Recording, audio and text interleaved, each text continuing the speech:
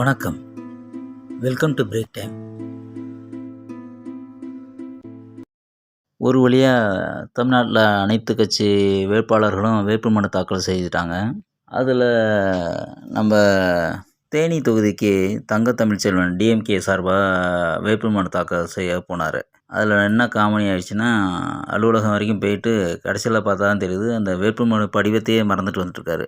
இந்த ஸ்கூலில் பசங்கள்லாம் 10th 12th பப்ளிக் எக்ஸாம் எழுத போகும்போது சில பேர் டென்ஷனில் வந்துட்டு ஹால் டிக்கெட்டை மறந்து வந்துடுவாங்க. அது கூட அவன் படிச்சுட்டு இருப்பான், எக்ஸாமில் பாஸ் ஆகணுங்கிற டென்ஷனில் மறந்து வச்சுட்டான்னு ஒத்துக்கலாம். இவருக்கு என்ன டென்ஷனு, ஃபார்மையே மறந்து வச்சுட்டு வராருன்னா, ஆஃபீஸில் போயிட்டு அங்கே போய் வெயிட் பண்ணிவிட்டு அப்புறம் வீட்லேருந்து ஒரு ஆள் கொண்டு வந்திருக்காங்க. இது ஒரு காமெடினா, அடுத்த காமெடி நம்ம அண்ணாமலை. இன்னைக்கு கோயம்புத்தூரில் உள்ள அந்த ஃபேமஸ் கோணியம்மன் கோயிலில் போயிட்டு வேண்டிட்டு வந்து நிருபர்களை சந்திக்கும் போது என்ன சொல்லியிருக்காரு, நான் ஜெயிக்கணும்னு சொல்லிலாம் வேண்டிக்கல அப்படின்னு பக்கத்தில் இருந்த வானதி மேடமுக்கு தூக்கி போட்டிருக்கு. என்ன எப்படி சொல்லிட்டாரு அப்படின்னு பார்த்தா, கோயம்புத்தூர் மக்கள் நல்லா இருக்கணும்னு வேண்டிக்கிட்டேன், அது எப்படி நல்லா இருக்கணும்னு சாமி பார்த்துக்கும் அப்படின்னு பிளேட்டை மாற்றிட்டாரு. அப்புறம் வானதி மேடம் சொல்கிறாங்க, நாங்கள் ஜெயிக்கணும் தான், கண்டிப்பாக ஜெயிக்கணும்னு அவங்க தனியாக சொல்லிக்கிறாங்க. இது எந்த வகைன்னு தெரியல. அடுத்து இருக்கிறதுலே ரொம்ப கஷ்டகாலம் நம்ம ஓபிஎஸ்க்கு தான். பிஜேபியில் சேர்ந்தும் சுயேட்சையில் போட்டிடுறாரு.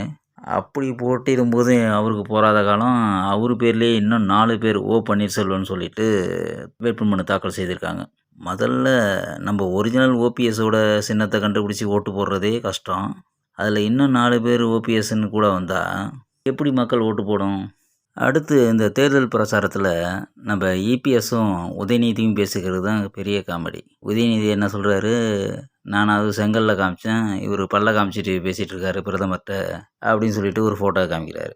அதுக்கு உடனே எடப்பாடி என்ன சொல்கிறாரு, நான் பல்ல காமிச்சு பேசினேன், இவர் எதை காமிக்கிறாரு அப்படின்னு சொல்லிட்டு உதயநிதி பிரதமரோடு இருக்கிற ஃபோட்டோவை காமிக்கிறாரு. சின்ன பசங்க சண்டை போடுற லெவலுக்கு போயிட்டுருக்கு இவங்க பிரச்சாரம். ஒரு பிரச்சாரம்னா, நான் இதை செஞ்சேன், இனிமேல் இதை செய்ய போகிறேன் அப்படின்னு சொல்லி ஓட்டு கேட்காம, நீ என்ன பண்ண பாரு, நான் என்ன பண்ண பாரு, இதெல்லாம் ஒரு பேச்சா? உங்களுக்கு இந்த சேனல் பிடிச்சிருந்தா மறக்காமல் லைக் பண்ணுங்கள், கமெண்ட் பண்ணுங்கள், ஷேர் பண்ணுங்கள், சப்ஸ்கிரைப் பண்ணுங்கள். தேங்க்ஸ்.